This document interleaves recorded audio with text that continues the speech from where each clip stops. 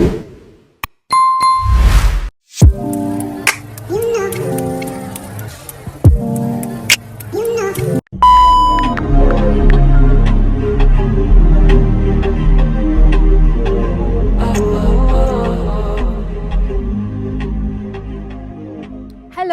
ഇത്തവണ നമ്മുടെ ഒരു വിൻ്റർ എക്സ്പെഡീഷൻ ട്രിപ്പായിട്ടാണ് നമ്മൾ വന്നേക്കുന്നത്. അതിൻ്റെ കുറച്ച് വിശേഷങ്ങളാണ് ഇനിയുള്ള വീഡിയോസിൽ.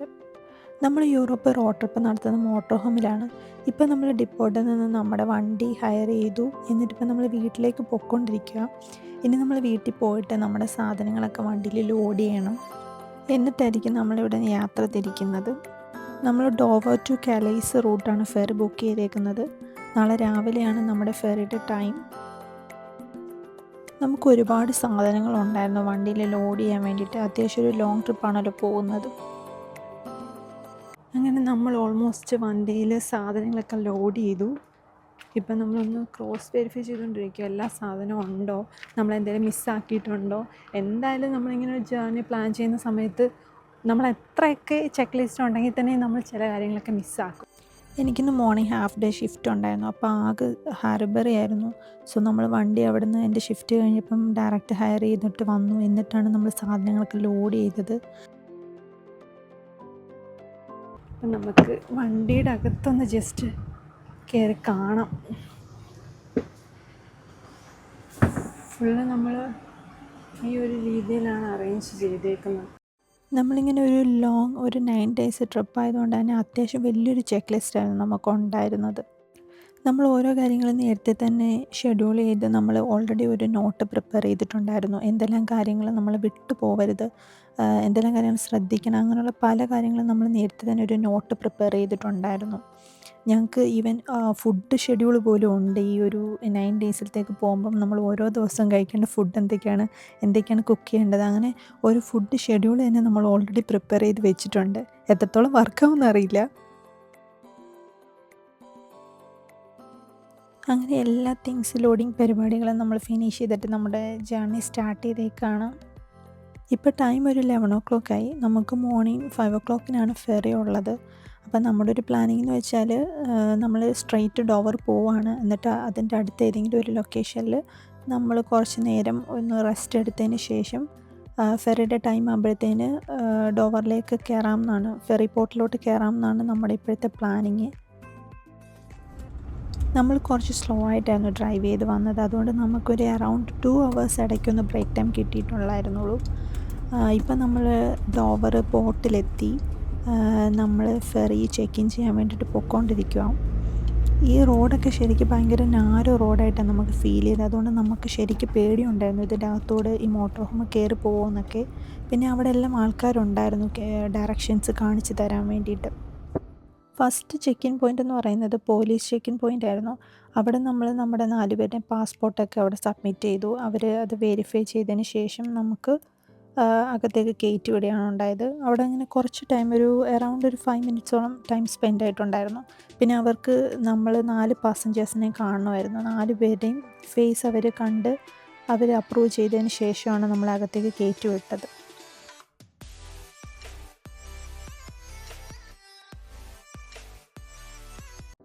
ഇപ്പം നമുക്കൊരു പ്രൈമറി ചെക്കിനാണ് കഴിഞ്ഞത്. ഇനി നമുക്കൊരു മെയിൻ ചെക്കിംഗ് പോയിൻറ്റും കൂടെ ഉണ്ട്. അവിടെ ഇതേപോലെ തന്നെ നമ്മുടെ 4 പേരുടെയും പാസ്പോർട്ട് വീണ്ടും കളക്ട് ചെയ്യും. എന്നിട്ട് അവർ വെരിഫൈ ചെയ്തതിന് ശേഷം നമുക്ക് ബോർഡിംഗ് പാസ്സൊക്കെ തരുന്നത് അവിടെ നിന്നാണ്. നമ്മളീ പോകുന്ന റൂട്ടെല്ലാം ഇതിൻ്റെ ആൾക്കാർ നിൽപ്പുണ്ട് നമുക്ക് ഡയറക്ഷൻസ് കാണിച്ചു തരാൻ വേണ്ടിയിട്ട്. ആൾക്കാർ മാത്രമല്ല, ഇവിടെ എല്ലാം സൈനിങ് ബോർഡും ഉണ്ട്. അപ്പം നമുക്ക് അത് നോക്കിയിട്ടാണെങ്കിൽ പോകാൻ പറ്റും. ഓരോ ഫെറി സർവീസിനും ഓരോ ബോർഡിംഗ് പോയിൻ്റാണുള്ളത്. നമ്മുടെ ഐറിഷ് ഫെറി ആയതുകൊണ്ട് നമ്മൾ ഐറിഷ് ഫെറിയുടെ സൈൻ ബോർഡ് നോക്കി അങ്ങനെയായിരുന്നു ബോർഡിംഗ് പോയിന്റിലേക്ക് എത്തിയത്.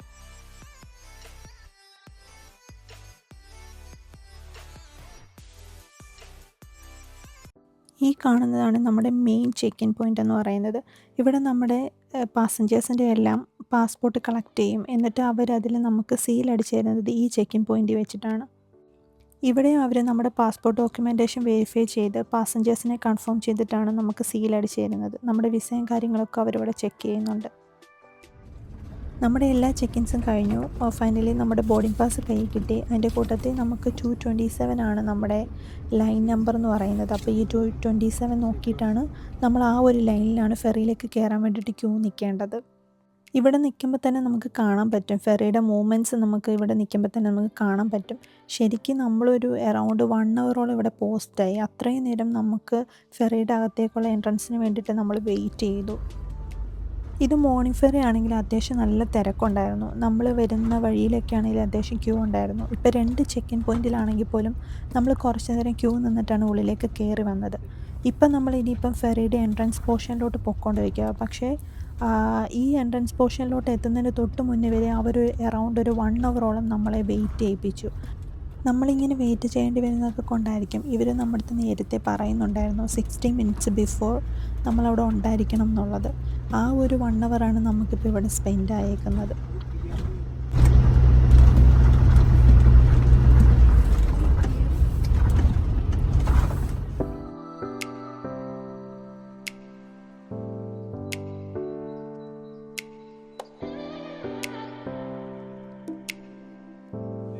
നമ്മൾ വണ്ടിയൊക്കെ പാർക്ക് ചെയ്ത് ഫെറീൻ്റെ ഉള്ളിൽ കയറി. നമ്മളിപ്പോൾ പാസഞ്ചർ ഡെക്കിലേക്ക് പോയിക്കൊണ്ടിരിക്കുക.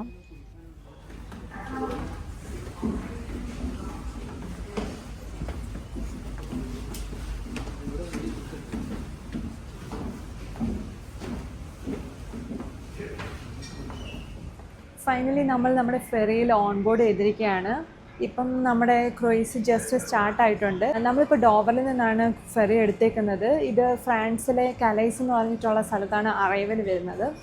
സോ ഇതൊരു അറൗണ്ട് 1.5 hours ജേർണിയാണ് വരുന്നത്. ഇതിൽ ഓൾമോസ്റ്റ് ഈ ഫെറിയിൽ എല്ലാ സെഷൻസും ഉണ്ട്. കിഡ്സിന് കളിക്കാനുള്ളൊരു പ്ലേ ഏരിയയിലാണ് ഞാനിപ്പോൾ ഉള്ളത്. പിന്നെ അതുകൂടാതെ ഇവിടെ അത്യാവശ്യം നല്ല വലിയൊരു ഡ്യൂട്ടി ഫ്രീ ഷോപ്പൊക്കെ ഉണ്ട്. അത് ഞാൻ കാണിച്ചു തരാം. ഇവിടെ ഓൾമോസ്റ്റ് എല്ലാ ഫെസിലിറ്റീസും ഉണ്ട്. നല്ല അത്യാവശ്യം ഫെസിലിറ്റീസൊക്കെ ഉള്ള നല്ലൊരു ഫെറിയാണിത്. പിന്നെ നമ്മൾ എടുത്ത ടൈമിൻ്റെ ആണോ എന്നറിയില്ല, ചിലപ്പം പീക്ക് സീസണിൻ്റെ ആയിരിക്കും. അത്യാവശ്യം നല്ല റേറ്റ് ഉണ്ടായിരുന്നു. നോർമൽ ടൈമിൽ ഇത്രയും ഫെയർ ഒന്നും വരാറില്ല. നമുക്ക് ഫെയർ വന്നേക്കുന്നത് അറൗണ്ട് ഒരു 220 pounds ആണ് 4 personsന്. നമ്മൾ കാരവാൻ്റെ ആണ് ആ ഒരു ഫെയർ വന്നേക്കുന്നത്. ഇവിടെ പ്രത്യേകിച്ച് ഫോർമാലിറ്റീസ് ഒന്നുമില്ല. ചെക്കിംഗ് ഏരിയയിൽ നമ്മുടെ ട്രാവലേഴ്സിൻ്റെ പാസ്പോർട്ടൊക്കെ അവിടെ സബ്മിറ്റ് ചെയ്യണം. അവരത് വെരിഫൈ ചെയ്തതിന് ശേഷം നമുക്ക് ചെക്കിൻ അപ്രൂവ് ചെയ്യും. ദെൻ നമുക്ക് ബോർഡിംഗ് പാസ് തരും. അത് കഴിഞ്ഞിട്ട് നമ്മളെ ക്യൂവിൽ കയറ്റി വിടും. പിന്നെ നമ്മൾ കുറച്ച് പോസ്റ്റ് ആയിരുന്നു ഫെറിയിലോട്ട് കയറാൻ വേണ്ടിയിട്ട്. നമ്മൾ എനിക്ക് തോന്നുന്നു ഒരു 1 അവറോളം നമ്മൾ പോസ്റ്റ് ആയിരുന്നു. കുറച്ച് ലാഗ് ആയിരുന്നു. അപ്പോൾ ആ ഒരു ലാഗ് മാത്രമേ നമുക്കിവിടെ കിട്ടുകയുള്ളൂ. പിന്നെ ഇതിൻ്റെ അകത്ത് കയറിയപ്പോൾ അത്യാവശ്യം നല്ല ഫെസിലിറ്റിയൊക്കെ ഉള്ള നല്ലൊരു ഫെറിയാണിത്. നമുക്ക് UK നിന്ന് ഫ്രാൻസിലോട്ട് പോകാൻ പല കമ്പനീസിൻ്റെ ഫെറിയുണ്ട്. ലൈക്ക് പിയാൻജോ ക്രൂയിസിൻ്റെ ഉണ്ട്, DFDS ഉണ്ട്, പിന്നെ ഐറിഷ് ഫെറി ഉണ്ട്. നമ്മളിപ്പോൾ എടുത്തേക്കുന്ന ഐറിഷ് ഫെറിൻ്റെ ക്രൂയിസാണ്. ഫെറി സ്റ്റാർട്ട് ചെയ്ത് ഒരു 10 minutes ആയപ്പോൾ തന്നെ ഡ്യൂട്ടി ഫ്രീ ഷോപ്സൊക്കെ ഓപ്പൺ ആക്കി.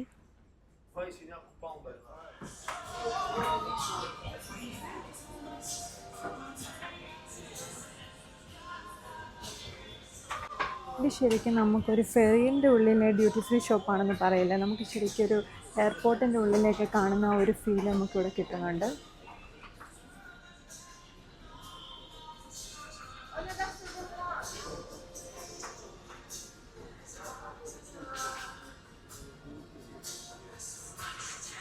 നമ്മളിവിടെ സ്പ്രേ ഒക്കെ ഒന്ന് ടെസ്റ്റ് ചെയ്യുക.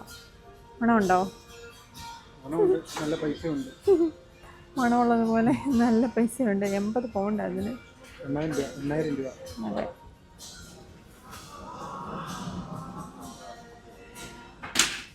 ഇതിപ്പോൾ നമ്മൾ ഫെറീൻ്റെ ഉള്ളിലൊരു ഫുഡ് മാർക്കറ്റിലാണ്. ശരിക്കും ഇവിടെ ഒന്നും ആരുമില്ല. നല്ല സ്പേഷ്യസ് ആയിട്ടുള്ളൊരു റെസ്റ്റോറൻറ്റ് പോലെ ഒരു സെറ്റപ്പ് ഉണ്ട്.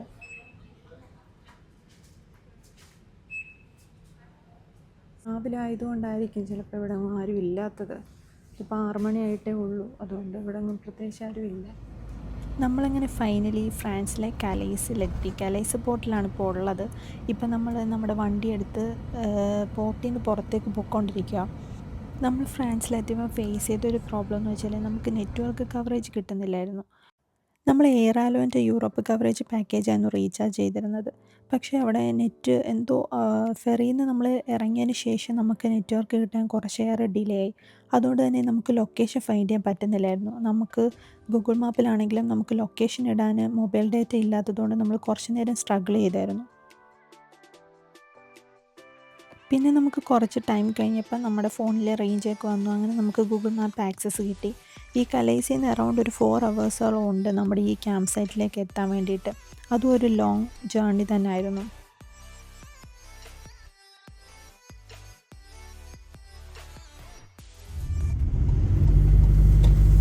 In 600 meters, turn left onto Boulevard to Temple.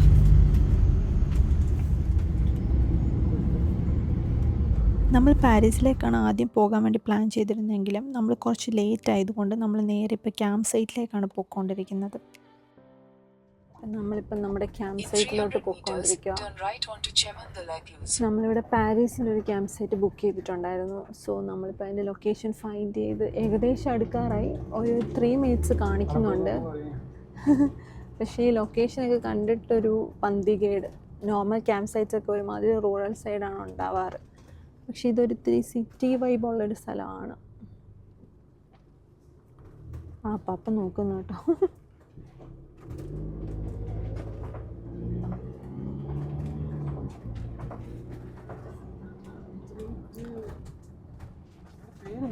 ഇവിടെ നമ്മൾ ഈ ഫ്രാൻസിൽ നമ്മൾ ഇത്രയും നേരം ഡ്രൈവ് ചെയ്ത് നമുക്ക് മനസ്സിലാക്കാൻ പറ്റിയത് ഭയങ്കര നാരോ റോഡാണ് നമുക്ക് ഫീൽ ചെയ്തത്. ഇത്രയും നേരമായിട്ട് നമ്മൾ വന്നപ്പോഴും സിറ്റീസ് ആണെങ്കിൽ പോലും UK വെച്ച് കമ്പയർ ചെയ്യുമ്പോൾ കുറച്ച് നാരോ Turn റോഡ് right പോലെ onto ഫീൽ Chemin de ചെയ്യുന്നുണ്ട്. l'Écluse, then slide left.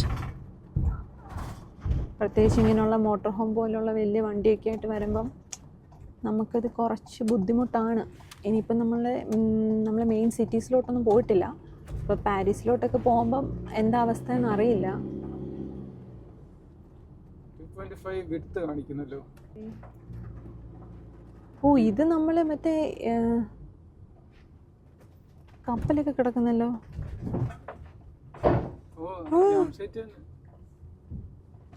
നല്ല രസമുണ്ടല്ലോ ഇതിൻ്റെ വ്യൂ ഒക്കെ.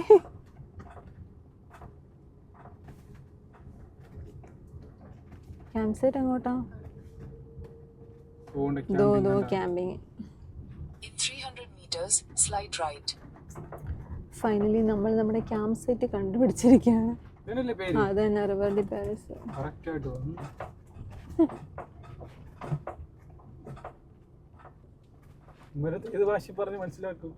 ഇംഗ്ലീഷ് അറിയാം. എനിക്കൊന്ന് ബുക്കിംഗ് നമ്പർ പറയണമായിരിക്കും, എൻ്റെ പേരും പറയണം. എപ്പോഴും ഔട്ട്സ്റ്റാൻഡിങ്ങാ പറഞ്ഞുകൊണ്ടിരിക്കുന്നത്. ബുക്കിംഗ് നമ്പർ ഒന്നും അറിയാതെ എവിടെ പോവാ? എൻ്റെ പേര് പറയെങ്കിൽ.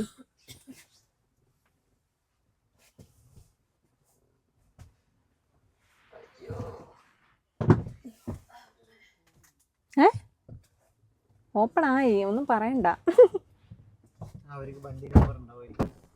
ഇല്ല, വണ്ടി നമ്പർ ഒന്നും നമ്മൾ കൊടുത്തിട്ടില്ല.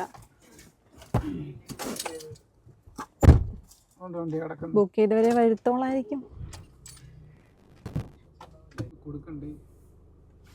ഇല്ല, ഇവിടെ പേ ചെയ്യാനുണ്ട് ഒരു 7 pounds. പിന്നെ ഒരു നൈറ്റിൻ്റെയും കൂടെ കൊടുക്കാനുണ്ട്. അപ്പം എന്തായാലും റിസപ്ഷനിൽ പോകേണ്ടി വരും. നമുക്ക് പിച്ച് നമ്പറോ കാര്യങ്ങളോ അടുത്തത് ഇവിടെ അത് പൊങ്ങുമായിരിക്കും. എവിടെ പൊങ്ങ? നീ ഞെക്കാവൊന്നുമില്ല.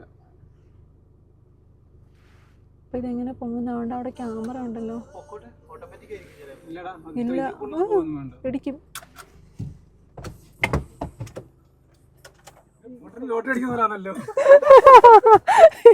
എല്ലായിടത്തും ഇറങ്ങിപ്പോ നിക്കുക. എനിക്കൊന്ന് അവർക്ക് ആളെ കാണുമ്പോൾ അവർ അവിടെ നിന്ന് ഓപ്പൺ ആക്കി വിടുന്നതാണോ എന്നൊരു സംശയം. നമ്മളിപ്പം ക്യാമ്പ് സൈറ്റിലെത്തി. പക്ഷെ നമുക്കിവിടെ റിസപ്ഷനിൽ പോകേണ്ടതുണ്ട്. നമ്മുടെ ബുക്കിംഗ് ഒക്കെ കാണിച്ചിട്ട് അതുപോലെ നമുക്ക് കുറച്ച് എക്സ്ട്രാ എമൗണ്ട് പേ ചെയ്യാനുണ്ട്. നമ്മൾ ആദ്യം ഒരു നൈറ്റാണ് ബുക്ക് ചെയ്തത്, പിന്നെ നമ്മൾ ഒരു നൈറ്റും കൂടെ ആഡ് ചെയ്തു. അപ്പോൾ അതിൻ്റെ കൂടെ പേയ്മെൻറ്റ് നമുക്ക് കൊടുക്കണം. ഇപ്പം നമ്മൾ ഒരുവിധം റിസപ്ഷനൊക്കെ കണ്ടുപിടിച്ചു. ഇനിയിപ്പം നമ്മളവിടെ പോയിട്ട് പേ ചെയ്ത് നമ്മുടെ പിച്ച് നമ്പറൊക്കെ വാങ്ങിക്കണം. നമ്മളിപ്പോൾ ഇവിടുത്തെ ഒരു സ്റ്റാഫിനോട് സംസാരിച്ചായിരുന്നു. ഇവിടുന്ന് ശരിക്കും ഈ ക്യാരവാൻ എടുത്തിട്ട് പാരീസിലോട്ടൊക്കെ പോകുന്നത് വലിയൊരു ടാസ്ക്കാണെന്നാണ് പറയുന്നത്. അപ്പോൾ പുള്ളി ഇവിടുന്ന് റെക്കമെൻഡ് ചെയ്യുന്നതെന്ന് വെച്ചാൽ ഇവിടെ അടുത്ത് ട്രെയിൻ സ്റ്റേഷനുണ്ട്. അപ്പോൾ അവിടുന്ന് ട്രെയിൻ എടുത്തിട്ട് പോകുന്നതായിരിക്കും കുറച്ചും കൂടി കൺവീനിയൻറ്റ്. അല്ലാന്നുണ്ടെങ്കിൽ കാരവാൻസ് നന്നായിട്ട് ബുദ്ധിമുട്ടുമെന്ന് പറഞ്ഞു. അങ്ങനെ പിന്നെ പുള്ളി കുറച്ച് മാപ്പൊക്കെ നമുക്ക് തന്നിട്ടുണ്ട്. ഇവിടുന്ന് റെയിൽവേ സ്റ്റേഷനിലോട്ട് പോകേണ്ടതും ഏത് ട്രെയിനിലാണ് കയറേണ്ടതും അങ്ങനെയുള്ള ഫുൾ റൂട്ട് മാപ്പ് നമുക്ക് കിട്ടിയിട്ടുണ്ട്. ഇനിയിപ്പോൾ ഇത് നോക്കി പോകാനാണ് നമ്മുടെ നെക്സ്റ്റ് പ്ലാൻ. നമുക്ക് പാരീസിലെ ഐഫൽ ടവറിലാണ് ഇന്ന് പോകാൻ നമ്മൾ പ്ലാൻ ചെയ്തേക്കുന്നത്. സോ അപ്പോൾ ഈ റൂട്ടും അപ്പോൾ നമ്മളെ ഹെൽപ്പ് ചെയ്യുമെന്ന് വിചാരിക്കുന്നു. എന്തായാലും കണ്ടു നോക്കാം. അപ്പോൾ നമ്മൾ നമ്മുടെ വണ്ടി ക്യാമ്പ് സൈറ്റിൽ പാർക്ക് ചെയ്തിട്ടുണ്ട്. അപ്പോൾ നമുക്ക് ഇനി ഇവിടുന്ന് പോകാനുള്ള സ്ഥലത്തോട്ട് നമുക്ക് നമ്മുടെ വണ്ടി കൊണ്ട് ആക്സസ് ചെയ്യാൻ പറ്റത്തില്ല. ആക്സസ് ചെയ്യാൻ പറ്റും, പക്ഷേ ഭയങ്കര ട്രാഫിക്കും ബ്ലോക്കും പാർക്കിംഗ് ഇല്ല, അങ്ങനെയുള്ള പ്രശ്നങ്ങളും കാര്യങ്ങളൊക്കെ ഉണ്ട്. അപ്പോൾ നമുക്കത് ബുദ്ധിമുട്ടാണ്. അപ്പോൾ നമ്മൾ ഇവിടെ തിരക്കിയപ്പം ഇവിടുന്ന് അടുത്തുനിന്ന് കുറച്ചപ്പുറത്തുനിന്നൊരു മെട്രോ ഉണ്ട്. ഡേ ടിക്കറ്റ് എന്ന് പറഞ്ഞ ഓപ്ഷൻ ഉണ്ട്. അത് ഏകദേശം 11-12 യൂറോ കൊണ്ടാണ്. അപ്പം നമ്മുടെ ഈ ക്യാമ്പ് സൈറ്റിലെ സ്റ്റാഫ് നമുക്കൊരു റൂട്ട് മാപ്പ് തന്നിട്ടുണ്ട്. അപ്പോൾ നമ്മൾ അത് നോക്കിയാണ് പോകുന്നത്.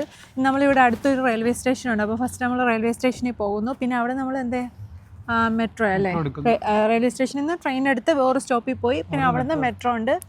പിന്നെ മെട്രോയിൽ കയറി നമുക്ക് ഐഫൽ ടവറിൻ്റെ ഫ്രണ്ടിലുള്ള സ്റ്റോപ്പിൽ ഇറങ്ങാനാണ് പറഞ്ഞത്. നമുക്ക് വലിയ ഊഹമൊന്നുമില്ല, ജസ്റ്റ് ഒരു ഐഡിയ മാത്രമേ ഉള്ളൂ.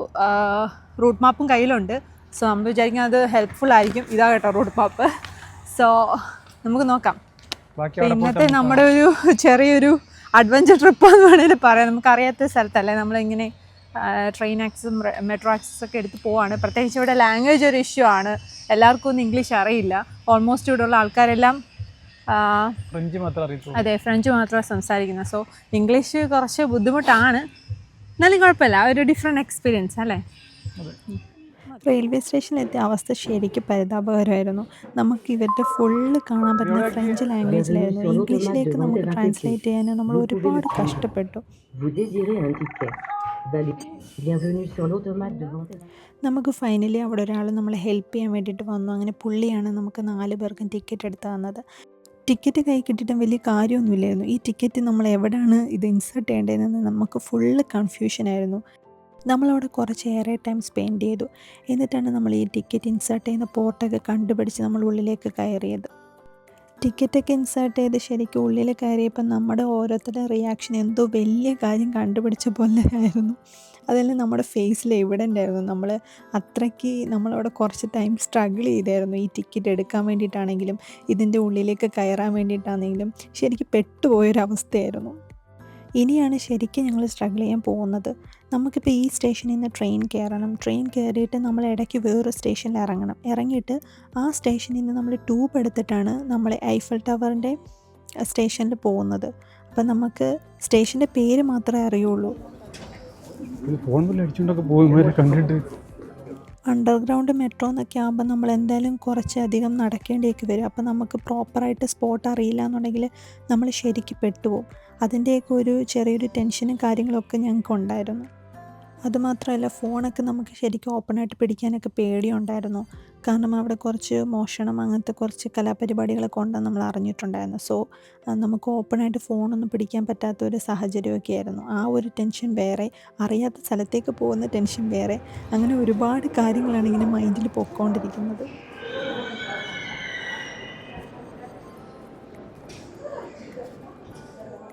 നമ്മൾ എങ്ങനെയൊക്കെയോ ഏതൊക്കെയോ റൂട്ടിൽ കയറി ഇറങ്ങി കുറച്ച് ആൾക്കാരോടൊക്കെ ഹെൽപ്പൊക്കെ എടുത്ത് ഫൈനലി നമ്മൾ മെട്രോ പോയിൻറ്റിലെത്തി.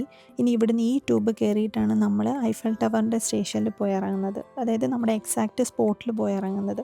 പക്ഷേ ഈ ട്യൂബ് പോലും നമുക്ക് ഡൗട്ടായിരുന്നു. അവിടെ ഒരാൾ നിൽപ്പുണ്ടായിരുന്നു. പുള്ളീൻ്റെ അടുത്ത് ചോദിച്ച് കൺഫേം ചെയ്തിട്ടാണ് നമ്മൾ ആ ട്യൂബിൽ കയറിയത്. ഐഫൽ ടവർ എന്നുള്ളൊരു പേര് മാത്രം മനസ്സിൽ കണ്ടുകൊണ്ടുള്ളൊരു യാത്രയായിരുന്നു ഇത്. ഈ സ്റ്റേഷനിലൊക്കെ മിക്കതും അവർ എഴുതി വെച്ചേക്കുന്നത് ഫ്രഞ്ച് ലാംഗ്വേജിലായിരുന്നു. നമ്മൾ ഒരുപാടടുത്ത് സോട്ടി എന്നൊരു ഡയലോഗ് കണ്ടു. നമ്മൾ വിചാരിക്കുന്നത് ഫുള്ള് അതേതോ ലൊക്കേഷനാണെന്നാണ്. ശരിക്കും സോട്ടി എന്ന് പറയുന്ന എക്സിറ്റ് ആണെന്ന് പിന്നീട് ഞങ്ങൾക്ക് മനസ്സിലായത്. ഫൈനലി നമ്മൾ ഐഫൽ ടവറിൻ്റെ ലൊക്കേഷനിൽ വന്നു. ശരിക്കും ഈ ഒരു ജേർണി എന്ന് പറയുന്നത് നല്ലൊരു അഡ്വഞ്ചറായിരുന്നു. ഞങ്ങൾക്ക് ഒന്നാമത്തെ കാര്യം അറിയാത്ത സ്ഥലം. നമുക്ക് ട്രെയിനിൽ ആക്സസിബിലിറ്റി ഉണ്ടെന്നറിയാം, പക്ഷേ നമുക്ക് ഏത് സ്റ്റോപ്പിൽ ഇറങ്ങണമെന്നോ ഞാൻ പറഞ്ഞില്ലേ, നമ്മുടെ ഒരു റൂട്ട് മാപ്പ് ഉണ്ടായിരുന്നു. കാര്യമൊക്കെ ശരിയാണ്, പക്ഷേ എന്നാലും നമ്മൾ പ്രാക്ടിക്കലി ഇറങ്ങുമ്പോൾ അതിൻ്റേതായ ബുദ്ധിമുട്ടുകളുണ്ടായിരുന്നു. പിന്നെ നമുക്ക് സംശയങ്ങളൊക്കെ വന്നു. അത് നമ്മൾ ഇവിടെയുള്ള ആൾക്കാർ ചോദിച്ചു, പക്ഷേ അവർ നല്ല ഹെൽപ്പിംഗ് മെൻറ്റാലിറ്റി ആൾക്കാരായിരുന്നു. അപ്പോൾ അവർ നമുക്കത് പറഞ്ഞു തരികയും നമ്മൾ കൂടെ വന്ന് കാണിച്ചു തന്ന് അങ്ങനെയൊക്കെ സഹായിച്ച 2-3-4 ആൾക്കാരൊക്കെ ഉണ്ടായിരുന്നു. ഞങ്ങൾ ശരിക്ക് സ്റ്റേഷനിൽ വന്നിട്ട് ഏത് ടിക്കറ്റ് എടുക്കണമെന്ന് പോലും അറിയാതെ ഞങ്ങൾ നിന്നു. പക്ഷേ ഒരു പുള്ളിക്കാരൻ വന്നിട്ടാണെങ്കിൽ നമ്മുടെ കൂടെ ഒരുപാട് ടൈം സ്പെൻഡ് ചെയ്തിട്ട് പുള്ളി എല്ലാം എക്സ്പ്ലെയിൻ ചെയ്ത് തന്നു. എന്നിട്ട് ടിക്കറ്റ് എടുപ്പിച്ചിട്ടാണ് പുള്ളി അവിടെ നിന്ന് പോയത്. അത്രയ്ക്ക് ഹെൽപ്പിംഗ് മെൻറ്റാലിറ്റി ഉള്ള ആൾക്കാരെ നമ്മളിവിടെ കണ്ടത്. അതിനുശേഷം ഓക്കെ നമ്മൾ ട്രെയിൻ കയറി. എന്നിട്ട് അതിനുശേഷം അണ്ടർഗ്രൗണ്ട് മെട്രോ എടുക്കണമായിരുന്നു. അതെങ്ങോട്ട് പോകണമെന്ന് അറിയില്ല. മെട്രോ 6 എന്ന നമ്പർ മാത്രമേ നമുക്കറിയുള്ളൂ. ഏത് ഡയറക്ഷനിലാണ് പോകുന്നതെന്ന് ഒന്നും അറിയില്ലായിരുന്നു. അവിടെയും ശരിക്കും ഈ ഒരു ജേർണിയുടെ ഇടയിൽ 2-3-4 പേര് നമ്മളെ ഹെൽപ്പ് ചെയ്തു. ഓരോ സ്റ്റോപ്പിലെത്താൻ വേണ്ടിയിട്ടും മെട്രോ എവിടെയാണെന്നും ഏത് സ്റ്റോപ്പിലാണ് ഇറങ്ങേണ്ടതെന്നും അങ്ങനെ ഓരോ കാര്യങ്ങൾ പറഞ്ഞു തരാൻ നമ്മളെ ഒരുപാട് പേര് ഇവിടെ സഹായിച്ചു. ശരിക്കും നല്ലൊരു ഹെൽപ്പിംഗ് മെൻറ്റാലിറ്റി ഉള്ള ആൾക്കാരെ നമ്മളിവിടെ കണ്ടെത്തി. ഫൈനലി നമ്മൾ ഇത്രയൊക്കെ സ്ട്രഗിൾ ചെയ്ത് ലാസ്റ്റ് ഞങ്ങൾ ഐഫൽ ടവറിൻ്റെ ആ ഒരു ലൊക്കേഷനിൽ വന്ന് ഇറങ്ങിയിട്ടുണ്ട്. ഇവിടെ ശരിക്കും നല്ല വൈബായിട്ട് നല്ല കളർഫുള്ളായിട്ട് ഇരിക്കുകയാണ്. ഫുള്ള് ലൈറ്റ്സ് ആയിട്ട് ഇവിടെ നല്ല ക്രൗഡാണ്. ഇവിടെ എല്ലാം ക്രിസ്മസ് ലൈറ്റ്സ് ഒക്കെയാണ്. പിന്നെ ഈ ഒരു ഭാഗത്തൊക്കെ നോക്കിക്കഴിഞ്ഞാൽ ഇവിടെ ഫുള്ള് ഈ ഐഫൽ ടവറിൻ്റെ ഇങ്ങനെ ചില മിനിയേച്ചർ രൂപത്തിലൊക്കെ ഇഷ്ടംപോലെ ഇങ്ങനെ വെച്ചിട്ടുണ്ട്. നല്ലൊരു വൈബുള്ളൊരു സിറ്റി. നമ്മളിങ്ങനെ നടന്നു വരുന്ന വഴിയിലൊക്കെ ഇങ്ങനെ ഫുള്ള് തറയിലൊക്കെ ഇങ്ങനെ ആൾക്കാർ ഈ ഐഫൽ ടവറിൻ്റെ ചെറിയ ചെറിയ രൂപങ്ങൾ ഇങ്ങനെ വെച്ച് സെയിൽ നടത്തുക. നമ്മളിങ്ങനെ വന്നപ്പോഴാണ് ഫൈനലി നമ്മുടെ ഡെസ്റ്റിനേഷനായ ഐഫൽ ടവറിൻ്റെ ഫ്രണ്ടിൽ നമ്മളെത്തി. വാവ്, നല്ല അടിപൊളിയായിട്ട് ഇലുമിനേറ്റായിട്ട് ഇങ്ങനെ നിൽപ്പുണ്ട്. ഇപ്പോൾ അത്യാവശ്യം നല്ല ക്രൗഡാണ്. എല്ലാവരും ഇതിൻ്റെ ഫ്രണ്ടിൽ നിന്ന് ഫോട്ടോ എടുക്കാനും വീഡിയോ പിടിക്കാനും ഒക്കെ ആയിട്ട് ഇവിടെ അത്യാവശ്യം നല്ല ക്രൗഡുണ്ട്. ശരിക്കും വീഡിയോയിൽ എത്രത്തോളം ഇതിൻ്റെ ഭംഗി കാണാൻ പറ്റുമെന്ന് എനിക്കറിയില്ല. പക്ഷേ ഇത് നേരിട്ടൊരു രക്ഷയില്ല. ഐഫൽ ടവറിൻ്റെ ഭംഗി ആസ്വദിച്ചതിന് ശരിക്കും ടൈം പോയതേ ഞങ്ങൾ അറിഞ്ഞില്ല. ഞങ്ങളോട് ഒരുപാട് ടൈം സ്പെൻഡ് ചെയ്തായിരുന്നു. ശരിക്കും അത്യാവശ്യം നല്ല തണുപ്പുണ്ടായിരുന്നു. നമ്മളൊക്കെ അവിടെ നിന്ന് ഫ്രീസായിന്ന് തന്നെ പറയേണ്ടി വരും. പിന്നെ നമ്മൾ കുറച്ച് ഫോട്ടോസും വീഡിയോസും ഒക്കെ അവിടെ നിന്ന് എടുത്തിട്ടുണ്ടായിരുന്നു. അതെന്തായാലും മസ്റ്റാണല്ലോ. നമ്മളൊരു സ്പോട്ടിലെത്തുമ്പം, പ്രത്യേകിച്ച് ഇങ്ങനെ ഒരു ഐക്കണിക് സ്പോട്ടിലെത്തുമ്പോൾ നമ്മൾ എന്തായാലും അത് മിസ്സാക്കരുതല്ലോ. അപ്പോഴേക്കും ഞങ്ങൾ ഏറെക്കുറെ വിശന്ന് തളർന്നു. പിന്നെ നമ്മളിവിടെ അടുത്തുള്ള റെസ്റ്റോറൻറ്റ് നോക്കുകയായിരുന്നു നമ്മുടെ അടുത്ത ലക്ഷ്യം. നമ്മൾ റെസ്റ്റോറൻറ്റ് തപ്പി പോകുന്ന വഴിയിൽ നല്ല ഭംഗിയുള്ള കുറച്ച് സുവനേഴ്സൊക്കെ കണ്ടായിരുന്നു. അങ്ങനെ ഒരു 2 സുവനേഴ്സ് നമ്മൾ അവിടെ നിന്ന് പർച്ചേസ് ചെയ്തിട്ടുണ്ടായിരുന്നു. അത്യാവശ്യം നല്ല ചീപ്പ് റേറ്റിൽ തന്നെ കിട്ടിയെന്ന് പറയാം. ഇവിടെയൊക്കെ അത്യാവശ്യം നല്ല റേറ്റ് കുറവാണ് സുവനേഴ്സിനൊക്കെ. അതായത് പല ആൾക്കാരും പല റേറ്റിലാണ് വിൽക്കുന്നത്. നമ്മൾ ബാർഗെയിൻ ചെയ്താലും നമുക്ക് ചീപ്പ് റേറ്റിൽ കിട്ടും. നമ്മൾ വിശന്ന് തളർന്ന് ഇവിടെ പാരീസിൻ്റെ തെരുവീതികളിലൂടെ നടന്നു. അങ്ങനെ ഞങ്ങളൊരു ഇന്ത്യൻ ക്വിസിൻ ലാസ്റ്റ് കണ്ടുപിടിച്ചു. അങ്ങനെ ഞങ്ങൾ ഓർഡർ ചെയ്തതാണ് പാരീസിൽ നിന്നും ചിക്കൻ ബിരിയാണി, പിന്നെ അതിൻ്റെ കൂടെ കുറച്ച് സലാഡ്സ്. എന്തായിരുന്നു? ഒനിയൻ പക്കോട അല്ലേ? ഒനിയൻ പക്കോട.